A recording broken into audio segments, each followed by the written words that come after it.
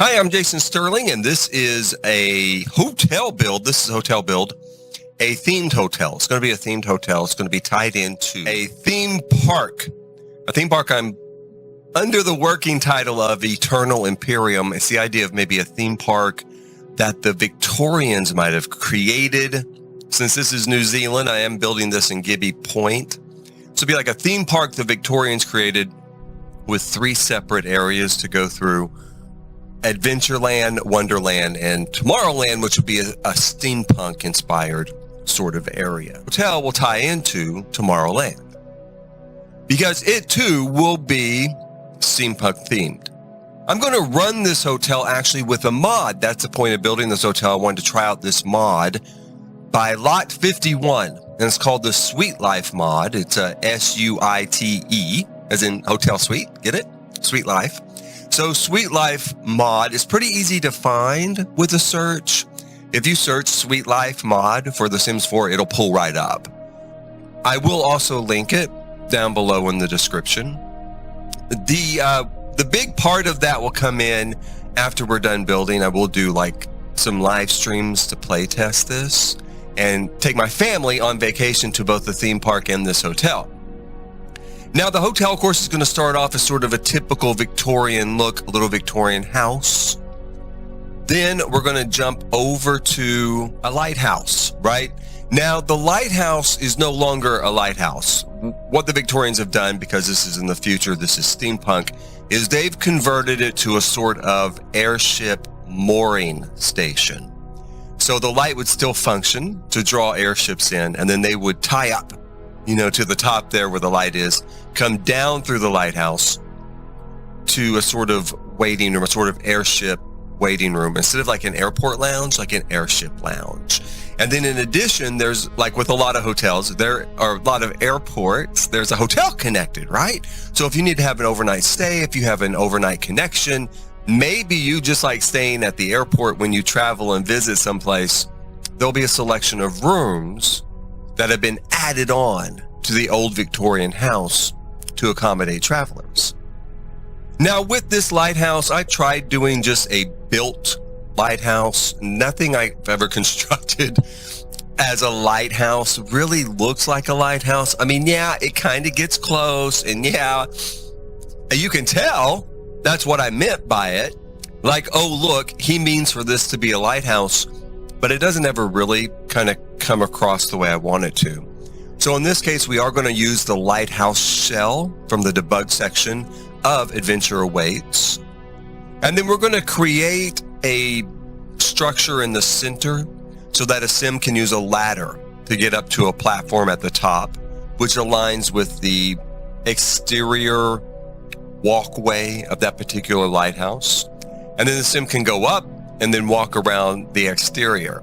Now, toddlers, of course, cannot use it because, well, they can, kind of. That's where I'm going to get to. They can't use it because the lighthouse is so small. It was really hard to really put stairs up through it, especially with the circular platform at the top, because you get a lot of error messages that it's not a valid room when you try to make too much square in the middle, right? So I ended up just doing a ladder. Now, if you want a toddler to be up there, you can always teleport the toddler. Just click on the surface and say teleport here. The toddler will teleport up. Although I don't get to it in this particular part of the build, in this section, I did kind of try out some mock-ups of like a balloon, maybe, that has arrived at this particular airship mooring post. And is it successful? I don't know. It's okay. It's okay. It's a good start. It's a good start where I'm going to kind of expand on the idea. But I'll throw a quick picture in here. I don't know that I'm going to keep it like this, but this is about the closest we have as far as a balloon goes. Now, I have built an airship before, and I might do a mock-up of that, but smaller to put here. We'll see. We'll see. I might try something like that to give the impression that this is a functioning airport. Airship port. After that, of course, I finish out the house just kind of bare bones. So I throw some roofing structure on it to kind of see what's it going to look like, where are we headed with this. And I toss in a selection of windows. Right now, I'm using Strangerville windows and doors. They have a pretty sort of old-fashioned Victorian look, I think. So we're going to use that quite a bit in this build. What you see right now may change. The exterior will be heavily modified into more of a steampunk sort of look, as though this is just the start. This is what it looked like initially, and then I'll add on to it with the sort of future enhancements to the building.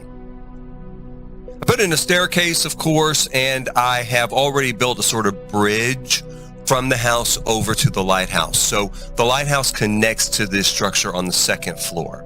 So there's a staircase down to the first floor, which would have your typical Victorian first floor kind of layout: a living room, a dining room, a kitchen. Second floor is going to have 3 bedrooms. I think initially I would put a sort of bathroom up there, and you'll see that at one point, a sort of box, a long narrow box outfitted, or not outfitted, but that's where the bathroom would go, kind of mapped out. I do end up removing that because we're going to alter this floor plan quite a bit. I just wanted to make sure that the actual structure was big enough that you could say, yeah, this was actually a Victorian type of home. And in fact, it's probably bigger than we really need for a Victorian home for a lighthouse, right? Even though this lighthouse, the operator's family lived with him, Victorian bedrooms are often pretty small. You know, they weren't meant as these grand retreats necessarily unless you were extremely wealthy. I throw in some moldings around the outside. I went through a couple of different selections here. I wasn't really sure what I wanted to use, and a lot of the stuff I was picking out was looking way too big. Again, this is not supposed to be that fancy of a Victorian house. This is not a wealthy sort of middle class or bourgeois sort of family. This is a little bit more kind of working class, kind of like lower middle class, right? Maybe a little bit lower to middle class. So we want the house to have a certain sort of detail to it that you would find in the Victorian era, but not too much. After that, I have an old build that I did a long time ago for a build competition. There used to be all these there probably still are. Used to be all these build competitions like on the Sims forum, which I don't go to anymore because the place is draconian and authoritarian. But on the Sims forum, they would have these build competitions. I used to enter them there. And one thing I built at one point was a airship, like boarding lounge, an airship boarding gate, as I call it, for this particular competition. And I thought, I'm going to pull that down and I'm going to place that where the new portion of this structure is going to be built, right? The newer futuristic portion of this structure will be built. I wrestle a little bit with the placement of it and then finally settle on using the structure exactly as it is. Now, the wall's a little bit lower. The original walls of this structure were the highest wall level. So I do have to adjust things on the interior a little bit in order to get it to work with this particular build, because I did not want to make the second floor of the house, super high ceiling heights. I want them to be higher. They are mid-level instead of really low, because in the Victorian era, it would have been, especially if you were in a warm area, it would have been very natural to have a little bit higher ceiling heights. But again, this is not a grand mansion, a grand structure. This is a mid-range structure, right? So we're going to do a mid-range wall height. So we'll have to adjust a few of the things with that boarding gate. But I do get it to fit as it was built, with a door that leads to the lighthouse that would take you up to your airship, right? You're going to go up to your airship, and then a set of double doors that are going to lead out to a small lobby of the hotel. And then to one side will be our new hotel rooms, and to the other side will lead to some hotel rooms carved out of the structure, the original structure, or they could be living quarters for maybe if someone just owns this hotel.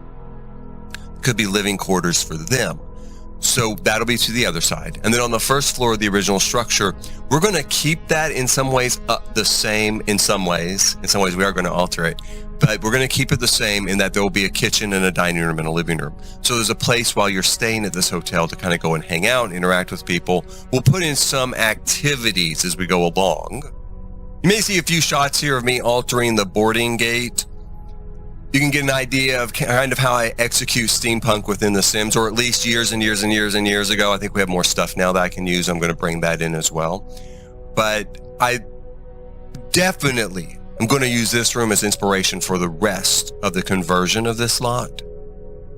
And I also map out 3 modern guest rooms, or what their scale would be. Most of these are going to be for a single or a couple. I might try adapting it to fit a 3rd sim in there, but the idea would be that you'll either have a connecting room if you have kids, or the rooms in the original structure that are converted hotel rooms. I'm going to do that as sort of a family suite, so that you would have 2 rooms kind of open to each other anyway, designed for like a space for mom and dad to sleep, and then a living type space where the kids would sleep, all within one area. All of the rooms will have their own ensuite bath, of course. And while small, I think should be sufficient. I think should be sufficient for a sim overnighting on their journey. I run through a little bit of changes here to the boarding gate as it ties into the main structure. You'll see some of the changes as I'm talking here. I go through a lot of different ideas for these guest rooms.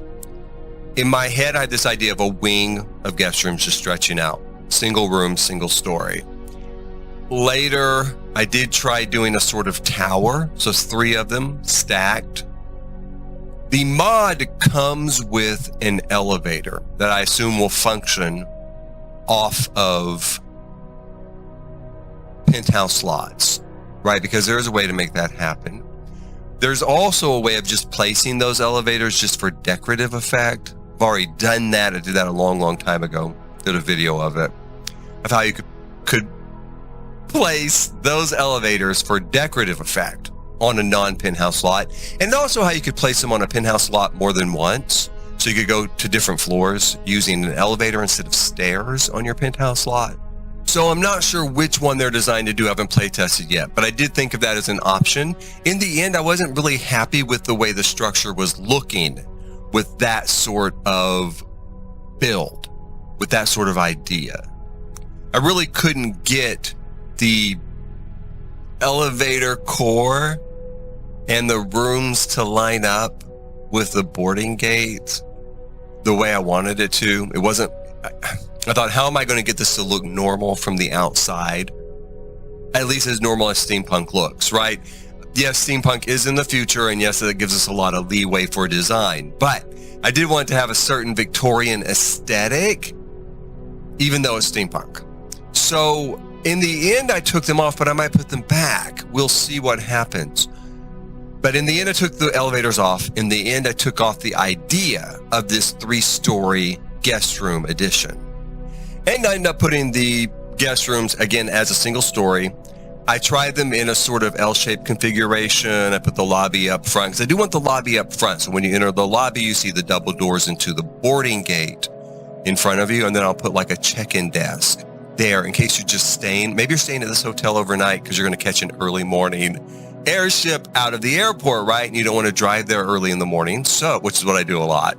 If I'm going to leave really, really early, it's not unusual for me to get a hotel like within a block of the airport, if the airport itself does not have a hotel on site, so that I don't have to get up as early and I don't have to drive from my home to the airport, you know, in essentially the middle of the night to catch a flight.